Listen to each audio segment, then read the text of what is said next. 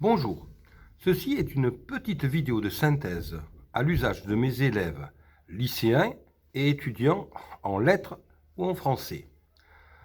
Le thème est l'explication de texte. Alors l'explication de texte, cela peut paraître banal, car vous avez eu tous des cours de français avec vos différents professeurs de français successifs qui vous ont donné des techniques permettant de faire une explication de texte avec une introduction, un développement, une conclusion, etc. Vous connaissez tous cela.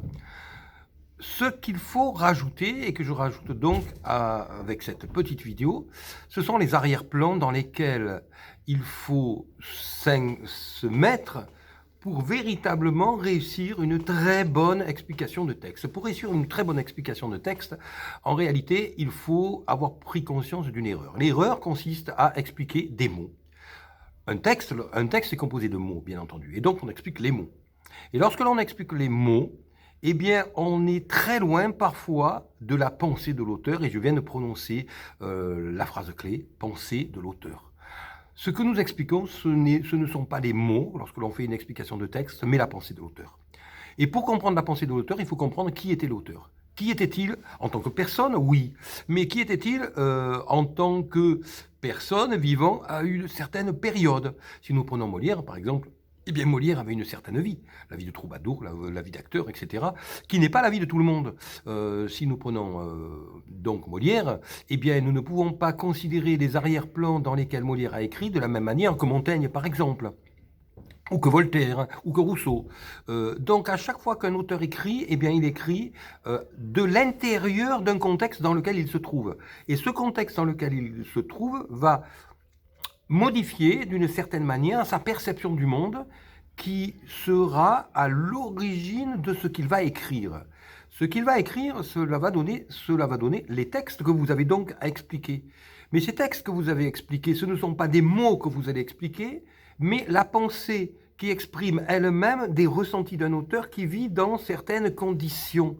Si vous êtes un auteur qui vit, par exemple, pendant une guerre, eh bien forcément, vous n'allez pas ressentir la vie de la même manière que si vous êtes un auteur qui écrit en période de paix fastueuse, etc. Donc, ce qu'il faut bien comprendre, c'est cela. Lorsque vous faites une explication de texte, vous devez toujours vous poser la question de savoir ce qu'a pensé l'auteur dans un premier temps, mais également ce qu'il a ressenti. Et pour cela, eh bien, il faut connaître l'auteur. Il faut comprendre qui il est, quelles sont les conditions dans lesquelles il se trouvait pour écrire ce qu'il a à écrire. Alors si on va un petit peu à l'extrême, on va prendre un auteur comme Solzhenitsyn, par exemple, qui a écrit un certain nombre d'œuvres, dont par exemple Le Pavillon des cancéreux. Œuvre que j'ai eu étudiée avec des étudiants en lettres.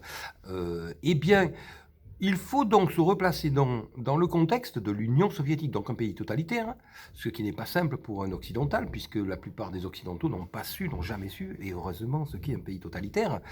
Donc, il faut se replacer dans un contexte d'un pays totalitaire, quelque chose que nous ne connaissons pas. Comment faire? Eh bien, dans ce cas-là, on est obligé de se documenter. Se documenter, c'est essayer de savoir ce qu'était un pays totalitaire pour ressentir ce que pouvait ressentir Solzhenitsyn. Mais en plus, il se trouvait à un endroit qui était un goulag, c'est-à-dire l'équivalent d'un camp de concentration à l'époque stalinienne. À l'intérieur, donc camp de concentration, goulag, cela veut dire mine de sel, moins 40 degrés, des conditions de vie extrêmes, dans un contexte politique extrême. Donc pour ceux qui ne savent pas, le goulag, c'est l'équivalent d'un camp de concentration ou une prison, si vous voulez, mais sans chauffage, avec moins 40 degrés, et donc des conditions de vie, comme je le disais, tout à fait particulières, où la survie est la priorité de chacun à ce moment-là.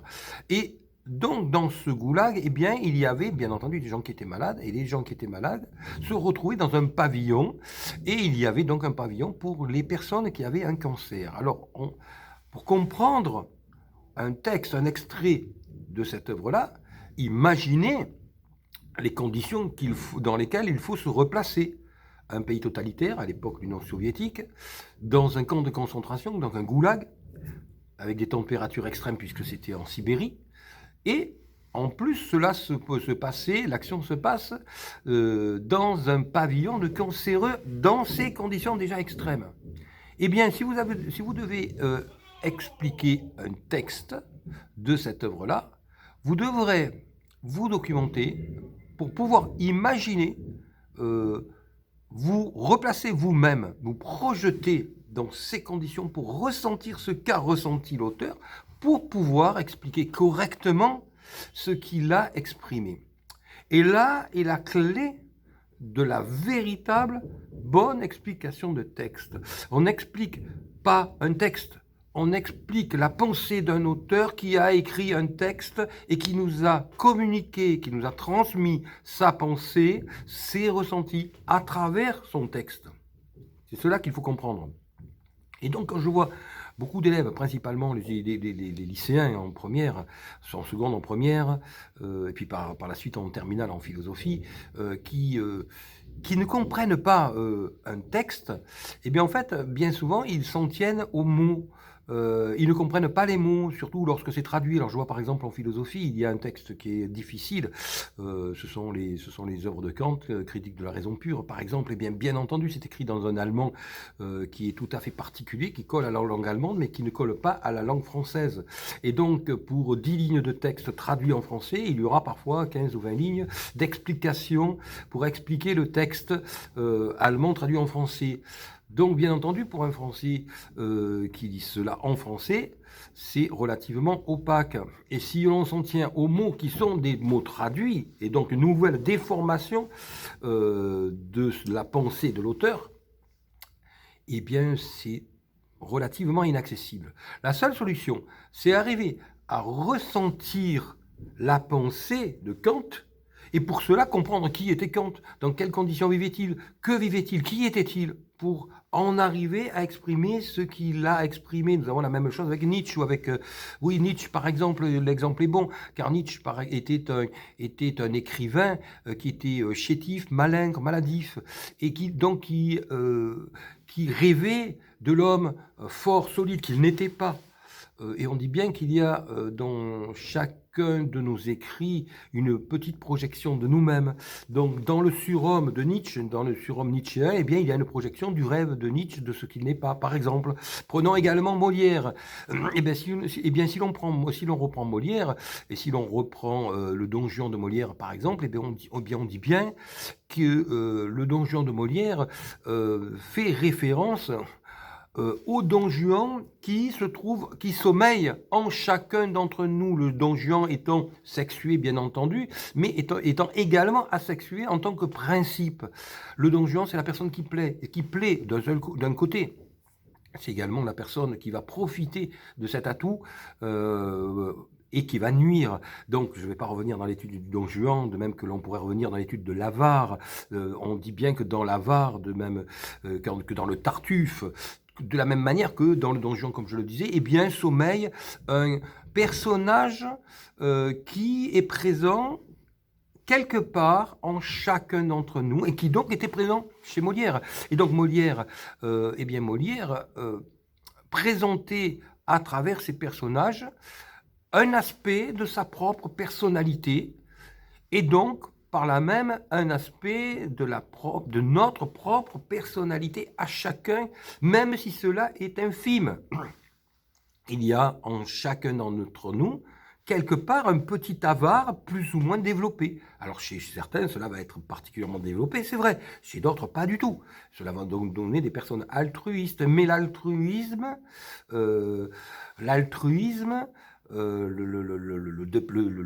qui va pouvoir être dépensier, donc le contraire de l'avare, eh bien cela correspond à un halo de qualités qui sont à la fois qualités si on place le curseur d'un côté, défauts si on place le curseur d'un autre côté, qui vont se combiner. Et nous avons toutes et tous cette combinaison de qualités et défauts plus ou moins développés entre nous selon notre nature et selon notre développement, selon notre éducation. Eh bien, c'est cela que nous avons chez chacun des auteurs dont nous avons expliqué un texte, et chez chacun de ces auteurs, eh bien, il y a ces caractéristiques qui ont été projetées dans leurs personnages ou dans leurs romans ou dans leurs écrits. C'est cela qu'il faut percevoir, qu'il faut comprendre de manière à expliquer correctement un texte. Alors après, bien entendu, vous avez les techniques d'explication de texte que vont vous enseigner les différents professeurs de français successifs que vous aurez eus, et cela est très bien. Bien entendu, il faut une technique, il faut des techniques pour faire un commentaire composé, donc une explication de texte thématique, ou bien une explication de texte linéaire, oui. Mais ce que l'on ne doit pas perdre de vue, c'est que ce que l'on explique, ce n'est pas le texte, mais la pensée d'un auteur qui vit dans des conditions, à une époque, dans un contexte socio-culturel, historique, spécifique, qui fait que le texte qu'il a écrit est ce qu'il a écrit. Et donc qui est ce que nous devons expliquer et dont nous devons pour cela avoir une idée claire avec tous les arrière-plans. Et quand on en vient à comprendre cela, eh bien on se dit qu'il n'est pas simple de ne pas dire n'importe quoi. Eh bien oui, ce n'est pas simple. Ne pas dire n'importe quoi, cela veut dire analyser, réfléchir à chacune de nos affirmations. Lorsque l'on affirme qu'un auteur, à travers telle phrase, a voulu dire quelque chose, eh bien, il faut vérifier que dans le contexte dans lequel il se trouvait, avec la personnalité qui était la sienne et à l'âge qui était le sien au moment où il a écrit, parce que selon l'âge auquel un auteur va écrire quelque chose, ça va pouvoir changer totalement les choses, eh bien, il a voulu effectivement dire ceci ou cela. C'est compliqué de ne pas dire n'importe quoi, mais c'est cela que je veux faire comprendre aux personnes qui ont pour but d'être perspicaces, d'être efficaces. Pour être efficace, pour faire une explication de texte efficace, qui tient la route, eh bien, il faut aller en profondeur. Aller en profondeur, c'est expliquer la pensée de l'auteur. Et lorsqu'on ne fait pas cela, eh bien, on reste à la surface des mots. À la surface des mots, forcément, on n'aura pas la pensée. Et donc, ce sera à côté de la plaque bien souvent. Et pour des élèves qui sont des bons élèves, eh bien, qui font de leur mieux, qui ne comprennent pas. Ils ne comprennent pas, ils disent, mais pourtant, j'ai expliqué correctement le texte. Et c'est pas bon. Eh bien non, c'est pas bon parce que c'est pas le texte qu'il fallait expliquer. C'était le texte dans le cadre de la pensée de l'auteur, dans le contexte dans lequel il était, lorsqu'il a écrit.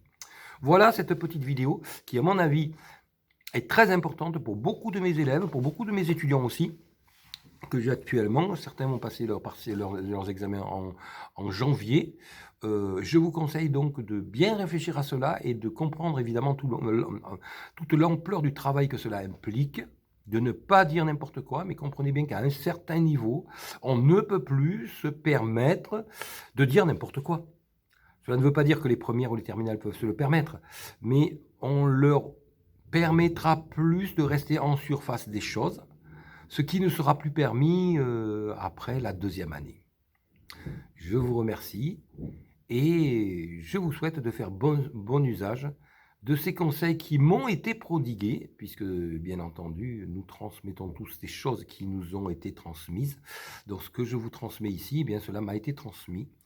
Je vous souhaite tous en faire bon usage et j'espère que cela vous aidera dans vos études.